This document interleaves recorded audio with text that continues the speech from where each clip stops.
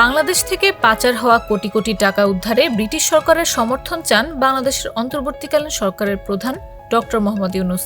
কিন্তু তার সঙ্গে সাক্ষাতের অনুরোধে সাড়া দেননি ব্রিটিশ প্রধানমন্ত্রী Keir Starmer.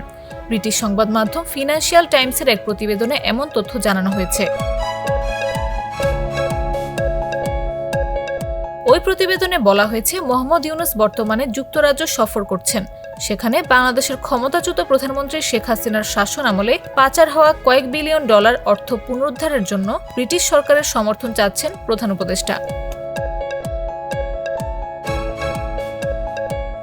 Doctor Yunus British সংবাদ মাধ্যমকে বলেন, যুক্তরাজ্যের উচিত নৈতিকভাবে তার সরকারকে আওয়ামী লীগ নেতৃত্বাধীন সরকারের সময় চুরি হওয়া অর্থ খুঁজে বের করতে সহায়তা করা। পাচার হওয়া এসব অর্থের বেশিরভাগই বর্তমানে যুক্তরাজ্যে রয়েছে বলে অভিযোগ করেছেন তিনি। ডক্টর মোহাম্মদ ইউনূস বলেছেন, প্রধানমন্ত্রী স্টারমার এখনও তার সঙ্গে দেখা করতে রাজি হননি। তিনি বলেন, আমার সঙ্গে তার সরাসরি কোনো কথা হয়নি, তবে বাংলাদেশের প্রচেষ্টাকে ব্রিটিশ প্রধানমন্ত্রী সমর্থন করবেন এ বিষয়ে তার কোনো সন্দেহ নেই বলেও উল্লেখ করেছেন তিনি।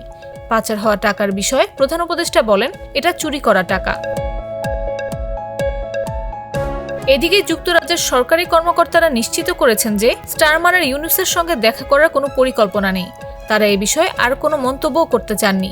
প্রধান উপদেষ্টার বরাত দিয়ে প্রতিবেদনে বলা হয়েছে, যুক্তরাজ্য সরকার অর্থ খুঁজে বের করতে সহায়তা করছে।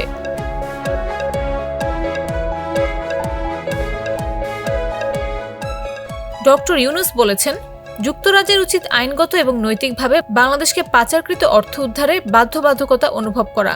তিনি বলেন, তার যুক্তরাজ্য সফরের উদ্দেশ্য ছিল পাচার হওয়া অর্থ উদ্ধারে দেশটির আরও বেশি জোরালো সমর্থন আদায় করা।